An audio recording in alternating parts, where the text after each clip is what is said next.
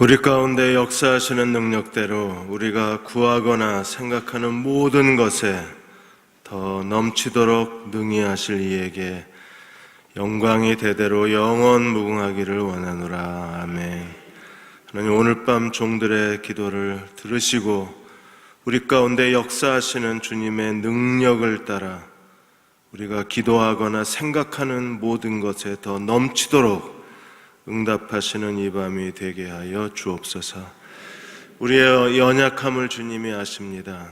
기도할 바를 알지 못하고 엎드려 있는 저희들을 주님이 아십니다. 기도의 간절함, 그리고 기도의 열정, 그리고 기도의 무엇을 우리가 하나님 앞에 구해야 할지 여러 가지 혼란스러운 마음으로 이 밤에 주님 앞에 모여든 저희들임을 주님이 아십니다. 성령님, 저희들의 마음을 정결케 하시고 기도에 집중하는 마음을 주시고 무엇을 기도해야 할지 말할 수 없는 탄식으로 가르쳐 주시고 우리가 기도할 때 구하거나 생각하는 것보다 더 넘치도록 응답하시는 이 밤이 되게 하여 주옵소서.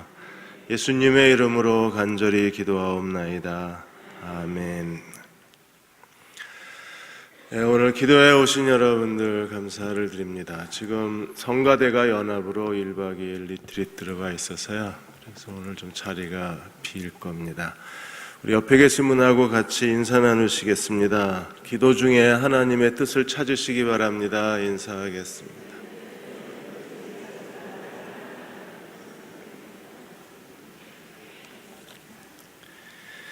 오늘 마태복음 17장 말씀입니다. 17장 24절에서 27절 말씀. 마태복음 17장 24절에서 27절 같이 한 목소리로 같이 읽겠습니다.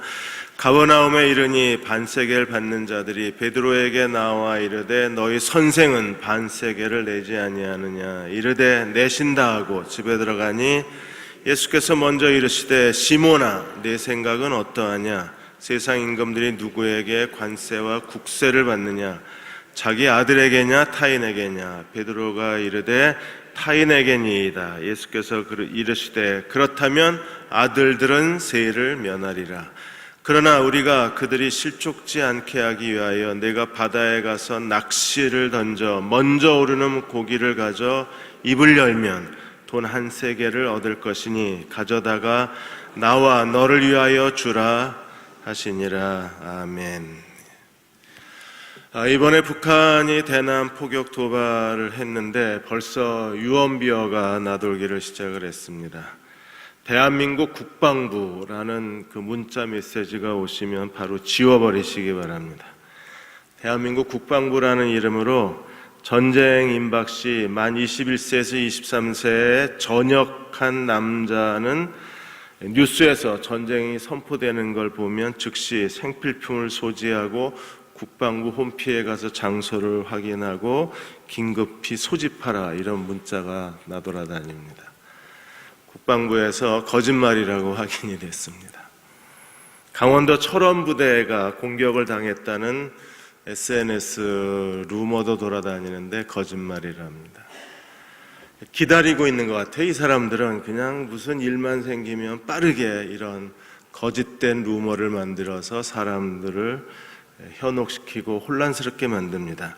지난번에 목함 지뢰도 자작극이라고 그렇게 유언보여가 돌아서 젊은 사람들은 이게 자작극인 줄 아는 젊은 사람들도 있습니다. 미국은 이번 사태를 굉장히 심각하게 봅니다. 그래서 미국의 군사 전문가들은 당분간 이런 긴장 상태가 지속될 수도 있다고 얘기를 해요. 내년 10월에 그 북한이 큰 행사를 앞두고 긴장 상태를 유도해 가는 게 아니냐, 고도의 심리전을 쓰고 있어서 긴장 상태가 유지될 수도 있다고 했습니다. 이럴 때 우리가 더 깨어서 같이 무릎을 꿇고 기도해야 될 중요한 시기라고 생각을 합니다. 하나님 말씀은 무엇을 말하고 있는가? 우리도 교회 안에 여러 많은 지식들이 돌아다녀요. 그리고 너무나 많은 그 설교를 듣고 너무나 많은 이론들을 우리가 듣고 너무나 많은 훈련을 받다 보니까 정작 본질은 놓치는 거예요. 본질에 집중을 해야 되는데 너무 많은 얘기를 듣다 보니까 자꾸 본질에서 벗어날 수밖에 없는 거예요. 신앙의 본질이 무엇입니까? 마태복음 13장으로부터 계속 시작돼서 하나님 나라에 대한 진리를 설명하시면서 복음의 핵심은 뭐예요? 마태복음 속에 감추어진 로마서에서 우리가 다시 발견한 게 무엇입니까? 그리스도인은 어떤 사람이어야 해요? 죄에 대하여 죽은 자, 하나님께 대하여 산 자. 이런 자아상을 이루는 게 그게 제자도입니다. 이 자아 실현을 하는 게 그리스도를 따르는 목적이고, 날마다 죄에 대하여 죽은 자, 하나님께 대하여 산 자로 사는 것, 이게 기독교인의 영성이어야 돼요. 그리스도를 따르는 목적이 여기에 있는 겁니다. 바울도 빌립보 3장 10절 12절에 지난 수요일도 보았는데, 바울의 모든 그가 얻으려고 했던 거, 그 다음에 이루고자 싶었던 거, 붙잡고 싶은 거, 얻는다, 이룬다, 붙잡고 싶다. 그게 뭐였습니까? 내가 그리스도와 그의 부활의 권능과 그 고난의 참여함을 알려하여 그의 죽으심을 본받아 어찌하든지 죽은 자 가운데에서 부활에 이르려 하노니, 이 죽음과 부활을 얻는다, 온전히 이룬다, 붙잡는다고 설명한 거예요. 그러니까 전 생애가 자신의 모든 그 삶의 에너지와 비전과 목적과 모든 열망이 이 죽음과 부활의 자아 성취에 바울의 고백이 있고, 우리도 이 시대에서 죽음과 부활의 자아 실현이 있어야 돼요.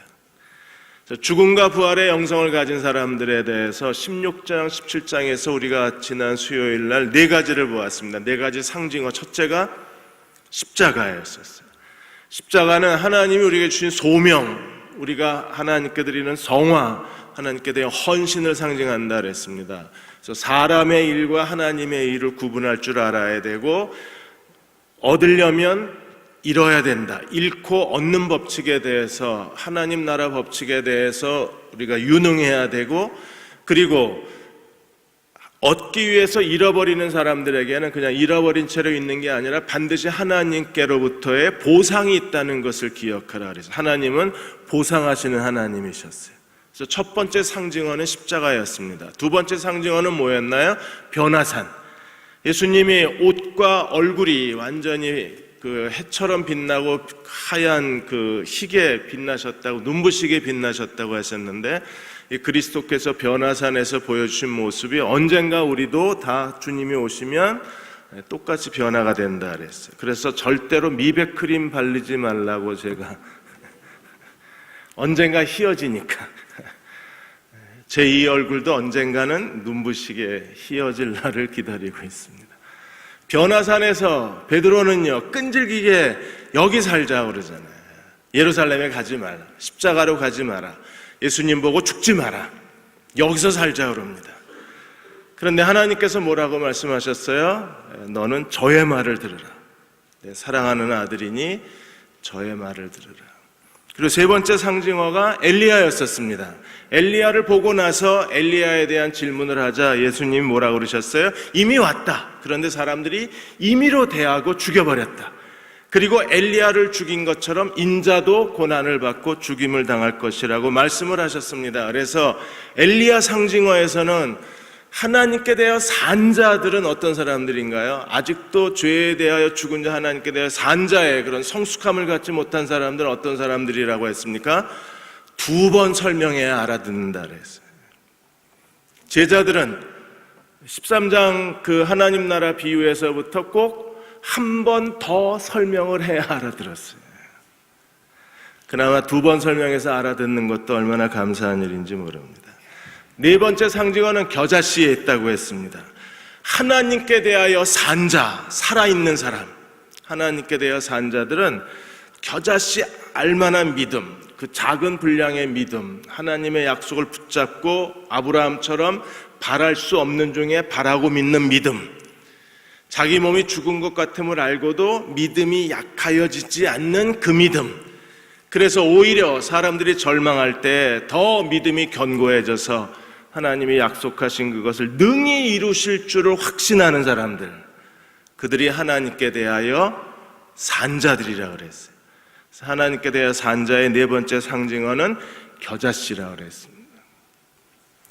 개그우먼 김지선 씨가 이번에 책을 하나 냈습니다. 임신했니? 언니가 도와줄게. 다산왕이잖아요. 그래서 사람들이 김지선 씨한테 애를 많이 낳으니까 그런답니다. 개그맨이라 개그우먼이라 돈을 많이 벌어서 애를 많이 낳는다고 얘기를 한대요. 김지선 씨가 그게 아니라고 해명을 한답니다. 개그우먼이지만 그러나 개그우먼 설 자리가 그렇게 많지 않기 때문에 개그우먼으로 돈을 벌어서 그래서 삶의 여유가 있어서 애를 많이 낳은 게 아니라 애를 많이 낳다 보니까 살 길이 생겼대요. 애를 많이 낳으니까 자기한테 오는 그 수식어가 국민 며느리, 국민 엄마 이미지가 생겨서 이제는 애들 때문에 그 광고도 찍게 되고 애들 때문에 여기저기 불려가서 행사도 치르게 되고 그래서 애들 때문에 돈을 많이 벌었답니다.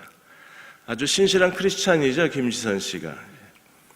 그러니까 자기가 아이를 많이 낳는 것 때문에 하나님이 기회를 주실 줄은 정말 몰랐대요.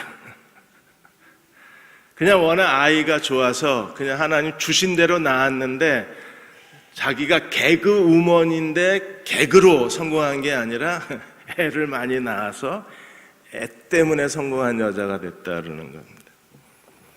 하나님이 어디서 우리 인생을 이끌어 가실지 모르기 때문에 자기 인생을 정확하게 보고 분석하고 하나님이 어디서 일하는가를 알고 그 기회를 붙잡는 사람들이 믿음의 사람들이잖아요. 그러니까 하나님께 대하여 산자의 자아상을 갖고 하나님께 대하여 살아있는 자아의식을 갖고 사는 사람들은 하나님의 인도하심 그리고 하나님의 섭리 그리고 하나님의 주권에 대해서 굉장히 뛰어난 감각과 그리고 지적 능력을 갖고 있기 때문에 그들은 자기 인생을 해석할 줄 알아요.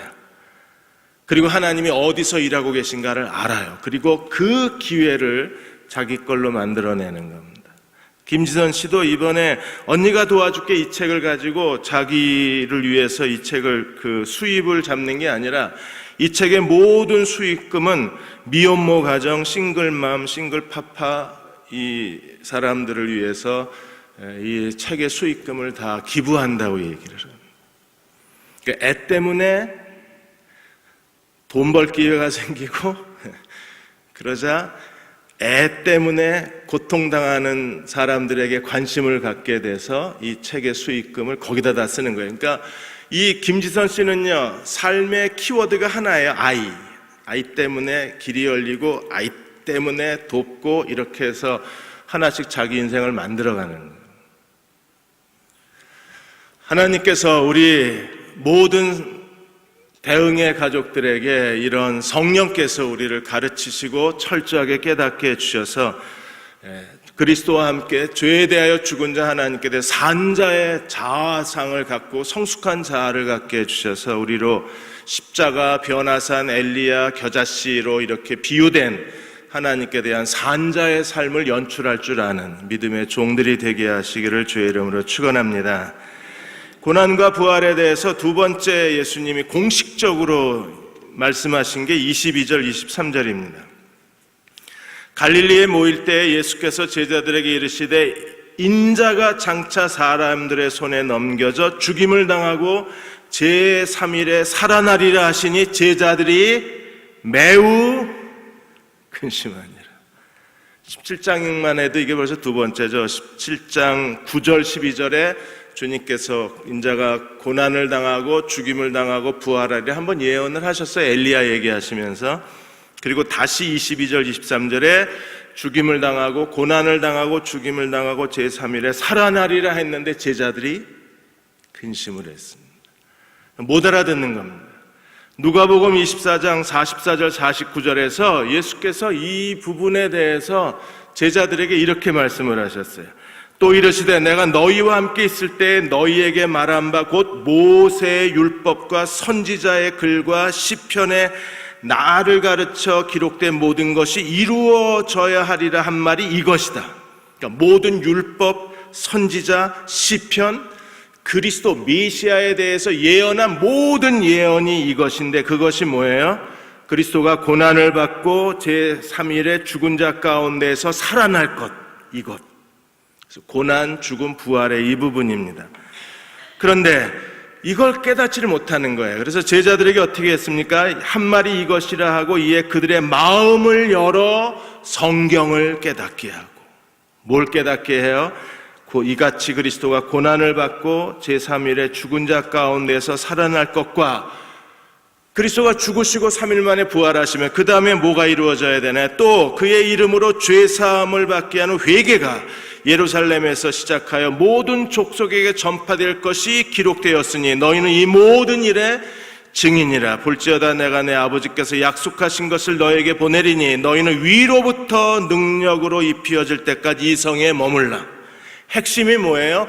고난을 받고 죽으시고 3일 만에 살아나는 것.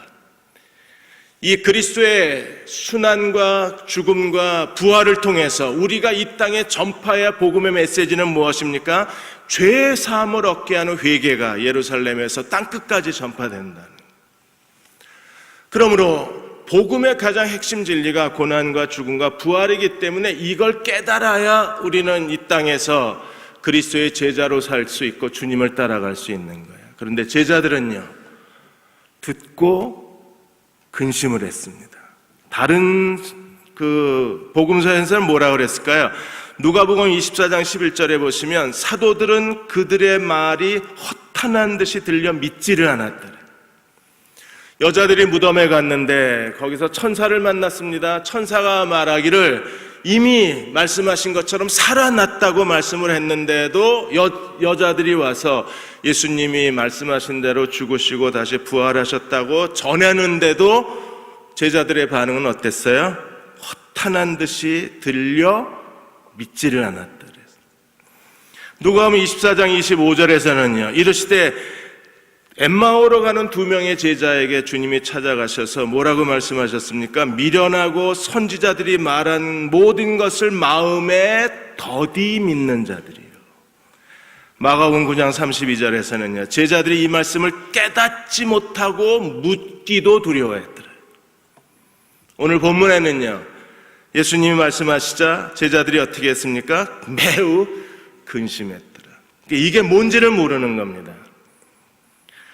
우리는 복음서에서 말하고 있는, 로마서에서 말하고 복음서에서 말하고 있는 이 핵심 진리를 잘 알고 날마다 죄에 대하여 죽은 자, 하나님께 대하여 산 자로 산다는 것이 무엇인가에 대해서 명확한 이해력과 계시의 지식과 확고한 믿음을 가지고 살아가야 돼요.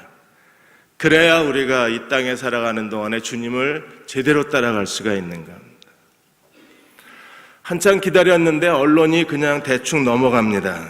박근혜 대통령 동생 박근영 씨가 한 이야기에 대해서 한바탕 떠들겠다 그랬는데 그냥 조용히 넘어가네요. 박근영 씨가 뭐라 그랬습니까?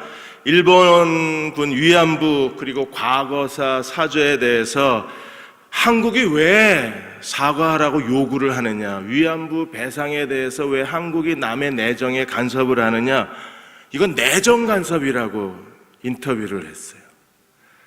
이분은 한국인이 아니신가 봐요. 한국인의 정서가 전혀 없으세요. 그래서 일본이 신사참배하는 건 후손들이 조상을 찾아가는 건데 100년 전에 조상이 잘못한 일이 있다고 참배하지 않는 건 폐륜이라고 그랬습니다. 근데 신사참배는요, 단순히 조상을 찾아가는 게 아니잖아요. 거기는요, 전몰자들에 대해서 그 군인 영웅들을 세워놓고 그들을 신처럼 숭배하는 게 신사참배인데, 그거 하지 않는 건 폐륜이라고 얘기를 하시고, 그 다음에 사죄 문제도 천황도 사죄하고 총리도 사죄를 해서 4번이나 이미 사죄를 했는데 왜 또 사죄하라고 그러냐. 일본 가서 사셔야 되지 않을까 싶어요. 일본이 제철소 지어주고 한국이 이만큼 경제 발전의 모태가 될 만큼 한국을 후원을 했는데 그러면 감사하고 살아야지 왜 일본에 대해서 피해의식을 갖고 사냐고 그러셨어요. 아니 뭐 걔네들이 공짜로 줬습니까? 우리가 다 갚을 거 다 갚고 그 기술 하나 배우려고 얼마나 굴욕스러운 그 시간을 보냈는데 이렇게 얘기를 하셔서 언론이 막 와글와글 거릴 줄 알았더니 조용하네요. 대통령 동생이라 봐주는 건지 한참을 기다렸는데 아무 얘기 없는데, 하나의 사건을 놓고 바라보는 시각이 이렇게 달라요. 그것도 대통령의 동생이라는 사람이 보는 시각이 또 국민들하고 이렇게 시선의 차이가 납니다. 신앙도 어떤 의미에서는 자기의 관점에서 자기가 보는 거예요. 그래서 사람마다 신앙의 관점이 다 달라요. 그런데 모든 어떤 신앙의 관점을 갖고 있다고 할지라도 신앙의 본질적 교리와 지식은 동일해야 되는데, 그것은요, 그리스도의 고난과 죽음과 부활의 교리는 우리가 동일한 지식을 갖고 살아야 돼요. 이게 달라지면 안 되는 거예요.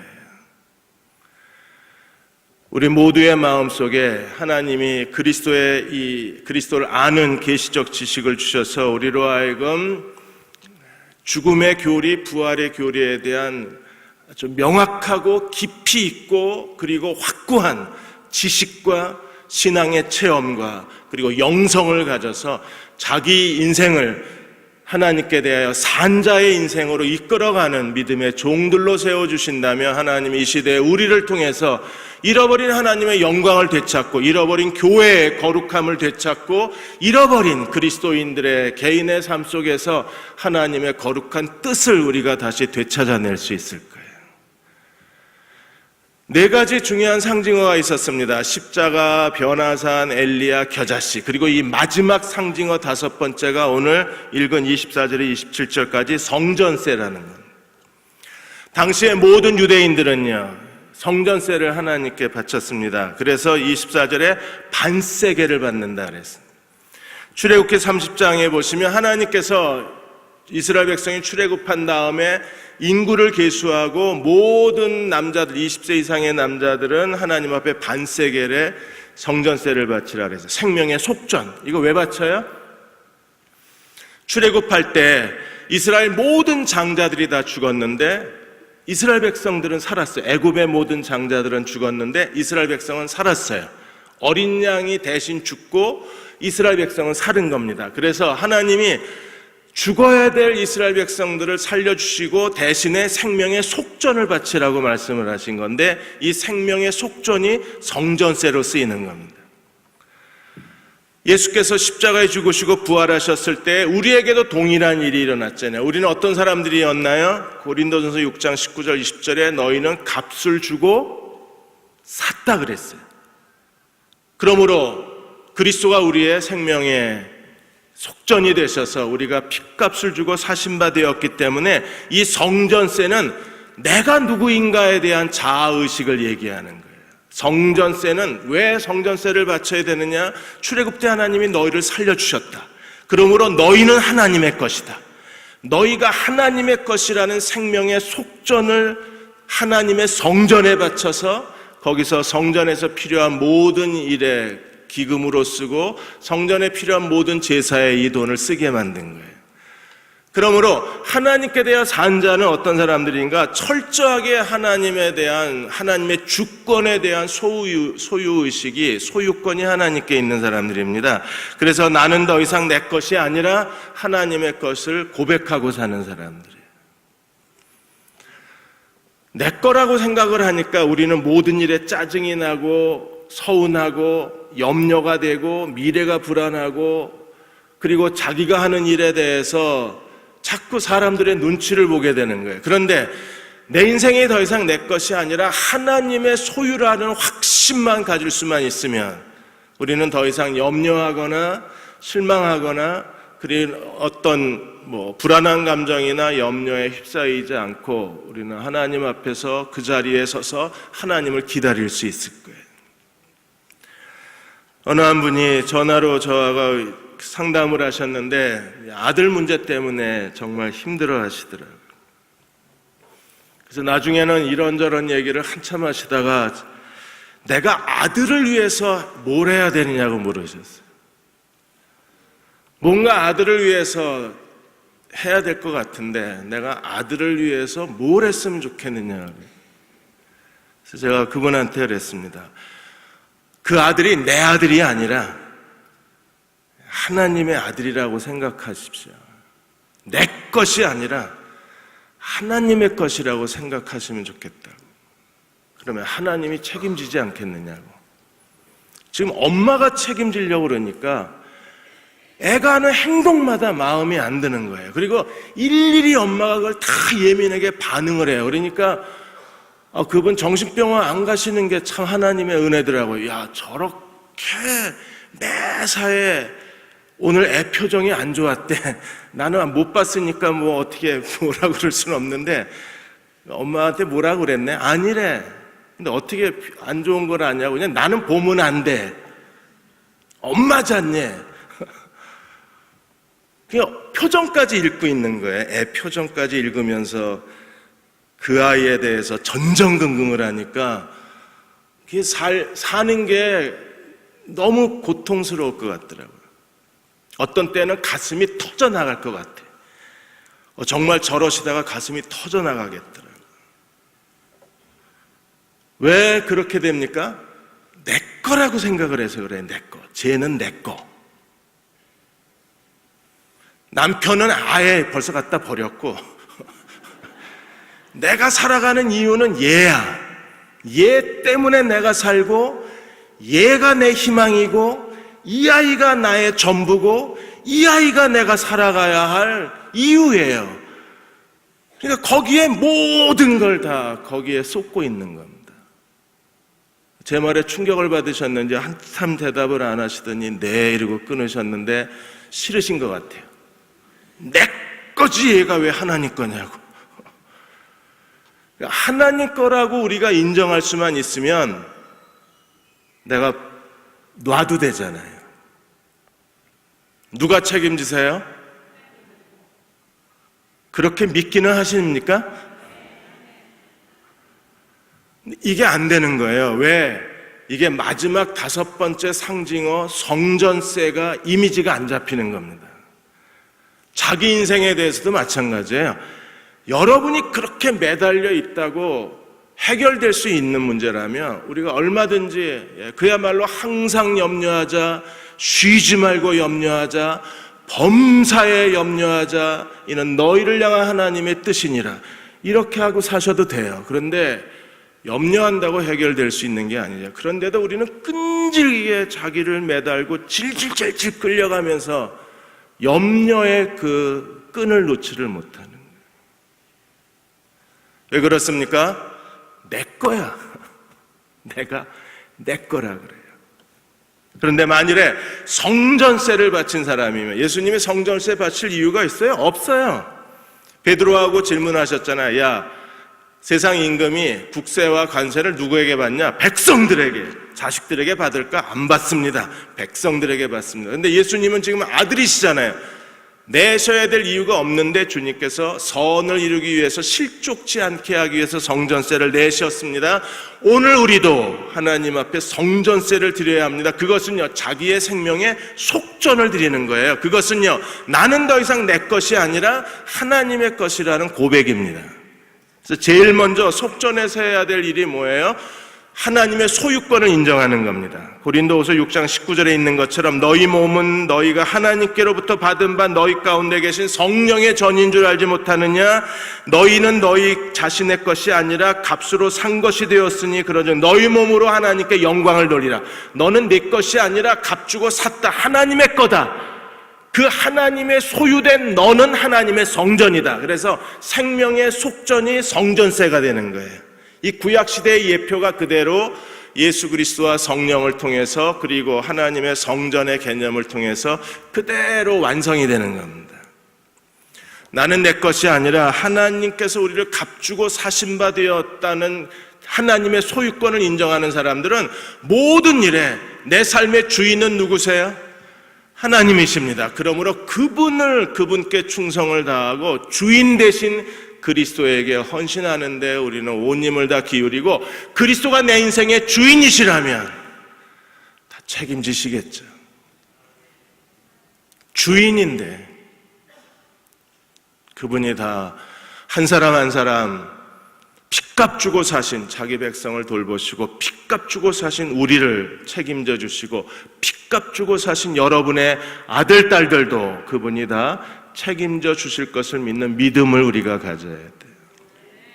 국민일보 겨자씨에 어느 한 목사님이 옛날 얘기를 하나 쓰셨어요. 아주 먼 옛날에 가난한 과부가 개와 고양이를 키웠습니다. 그래서 자기는 굶어도 개와 고양이는 열심히 걷어먹인 거예요. 그래서 개와 고양이가 어느 날 주인이 너무나 고마워서 주인의 사랑을 보답하자. 그래서 어떻게 우리가 보답할까? 우리가 저 바다의 용왕의 여의주를 훔쳐다가 주인을 부자로 만들어주자. 그래서 개하고 고양이가 바다에 들어가서 여의주를 훔쳐가지고 나와서 이제 주인을 찾아오다가 강에서 그 여의주를 빠뜨려요. 개하고 고양이가 뛰어들어갔는데 물고기가 먹어버렸습니다. 개는 물고기 먹었으니까 이제 틀렸다 그리고 주인에게 돌아갔는데 고양이는 끝까지 거기 남아서 기다린 거예요. 거기에 낚시하는 강태공 옆에 앉아서 계속 기다렸습니다. 언젠가 여의주를 물고기가 먹었으니까 이 낚시꾼이 언젠가 그 물고기를 잡는 순간에 내가 여의주를 찾아서 내 주인을 부자로 만들어 주리라. 그리고 오랜 시간이 지나서 어느 날 낚시꾼이 물고기를 잡았는데 여의주를 먹은 그 물고기를 잡은 겁니다. 그래서 고양이가 얼른 그 물고기를 훔쳐가지고 주인에게 돌아와서 주인을 부자로 만들어줬습니다. 그때부터 개는 집 밖에서 자고 고양이는 주인 품에서 살게 됐대요. 하나님께 충성되십시오. 그래야 하나님 품에서 살지 않으면 천국에도 집 밖에서 살 수가 있어요. 이 소유권이 분명한 사람들은 얼굴 표정이 달라요. 자신감이 넘치고 확신에 차고 저렇게 살면서 뭐가 이렇게 기쁨이 넘칠까? 그 사람들의 마음속엔 기쁨이 있어요. 왜? 내 인생의 주인은 하나님이시니까.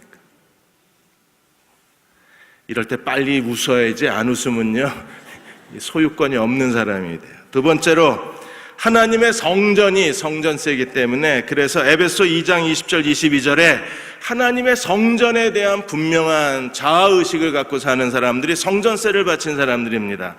너희는 사도들과 선지자들의 터 위에 세우심을 입은 자라. 그리스도 예수께서 친히 모퉁이 돌이 되셨느니라. 그의 안에서 건물마다 서로 연결하여 주 안에서 성전이 되어져가고 너희도 성령 안에서 하나님이 거하실 처소가 되기 위하여 그리스도 예수 안에서 함께 지어져 가느니라. 함께 지어져가는 보이지 않는 하나님의 성전, 전 세계의 모든 족속과 민족과 방언 가운데에서 지어져가고 있는 하나님의 성전을 바라보고 그 성전의 일부가 된 것을 기뻐하고 하나님께 성전세를 바치는 사람들, 그들이 이 시대에서 하나님에 대한 소유권을 인정하고 성전세를 하나님께 바치는 사람들입니다. 이 하나님의 성전은요, 사람으로 지어져 가는 거예요.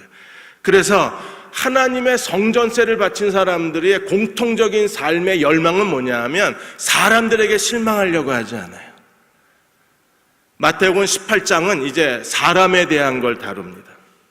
18장에서 갑자기 천국에서 큰 자가 누구냐고 질문을 하면서 사람의 소중함을 얘기하고 있는 것은 성전세를 바친 사람들은 사람을 소중히 여겨요. 왜요? 하나님의 성전이 사람들로 지어져 가고 있기 때문에. 그러므로 지금도 성령 안에서 하나님이 거하실 처소가 이 땅에 지어져 가는 이 하나님 나라의 비전을 바라보는 사람들은 우리 주변에 있는 사람 한 사람을 정말 마음을 다해서 소중히 여기는 사람들입니다. 그들은 사람들에게 실망받는 것을 거부하고 할 수만 있으면 모든 사람과 더불어 화평과 선을 추구하는 사람들입니다. 또 세 번째, 우리가 이 성전세에서 배워야 할 중요한 교리 가운데 하나가 17장 27절에 예수님이 베드로하고 제자를 나누시면서 우리가 그들을 실족치 않게 하기 위하여 그랬어요. 그러니까 성전세를 바친 사람들은 로마서 14장 15장에서 우리가 배운 강한 자 윤리가 무엇입니까? 믿음이 강한 사람들은 믿음이 약한 사람들을 실족시키지 말라 그랬잖아요. 여러분, 마태복음에 들춰보면요, 곳곳에 로마서가 다 숨겨져 있어요. 예수님께서도 성전세를 받지 않는 사람들을 실족할까봐, 왜요? 나중에 이 사람들이 성전세도 내지 않는 메시아라고 소문이 퍼지면 나중에 예수님이 죽으시고 부활하신 다음에 이러한 사소한 성전세를 내지 않았다는 이런 작은 소문들이 예수님의 사역을 가로막을 위험이 있고, 또 사도들이 나가서 복음을 전할 때 이게 예수님에 대한 사람들의 비난에 하나의 그 원인이 제공될 수 있기 때문에, 그래서 아예 실족치 않게 하기 위해서 예수님이 선을 이루시기 위해서 성전세를 내실 필요도 없는데 성전세를 내시는데 어떻게 내셨습니까? 은행에서 돈 찾아가 내신 게 아니라 하나님의 기적을 통해서 내요. 여러분, 왜 가룟 유다가 그 예금 통장 다 관리하고 있었는데 왜 성전세는 직접 현찰로 안 내시고 지갑이 없으셨나? 체크카드도 되는데 그걸 왜 돈을 찾아서 내지 않고 바다에 가서 고기를 잡아서 내셨을까요? 성전세는 꼭 바다에 가서 고기를 잡아서 고기 뱃속에 있는 돈으로 내야 되나요? 이게 꼭 무슨 동화 같은 얘기를 지금 주님이 하신 거잖아요. 아니, 그냥 돈 내시면 되는데 왜 바다에 가서 낚시를 해서 성전세를 내게 하셨을까? 왜 그러셨을까요? 성전세는 그냥 일반 우리가 쓰는 돈 내면 안 되나요? 다 우리 지금 낚시하러 가야 돼요, 지금? 왜 그러셨을까? 저는 이게 이해가 안 됐어요. 아니, 왜 성전세가 무슨 특별했나? 내기 싫은 거 내시느라고 그러셨나? 왜 안 내도 되는데 내야 되면 되게 억울하잖아요. 그래서 예수님이 억울하셔서 내 돈으로 못 줘! 이러고, 그래서 갈릴리 바다에 가셔서 베드로가 낚시해가지고 공짜로 얻은 돈을 공짜로 드리셨나요? 내 돈 내는 게 아까워서? 관심도 없으시구나. 예수님께서 일단 하나님의 성전에 사람의 중요성이 있고, 그 다음에 예수님이 성전세를 바칠 때에 이 성전세에 예수님이 그 고기가 한 세겔을 물고 있다는 것을 아는 건 주님의 뭐예요? 예지력, 전능함이잖아요. 그 다음에 주님께서 베드로에게 거기 있으니까 그걸 한 세겔을 얻어다가 나와 너를 위해서 세겔을, 성전세를 내라고 했을 때 그거는요, 거기 가면 그게 있다고 하는 것을 주님이 알고 믿음으로 베드로에게 명령하고 하나님이 주신 거잖아요, 그거는. 그렇죠? 그래서 성전세를 내는 사람들은 어떤 사람들입니까? 모든 필요한 것을 누구로부터 얻는 사람이에요? 하나님께로부터 얻는 사람.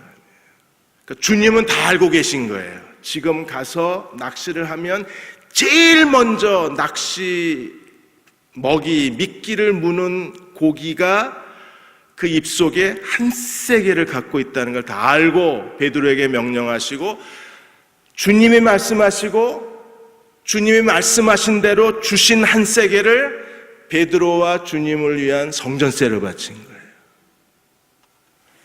사랑하는 여러분, 하나님께서 주신 것을 우리가 하나님께 드리는 게 성전세의 개념입니다. 그렇다면 하나님께서는요, 하나님께 대해 산 자들은 오늘도 우리가 필요한 모든 것을 어디서 얻어요? 하나님께로부터 얻는 사람들입니다. 우리가 어떻게 하나님께로부터 얻을 수 있을까요?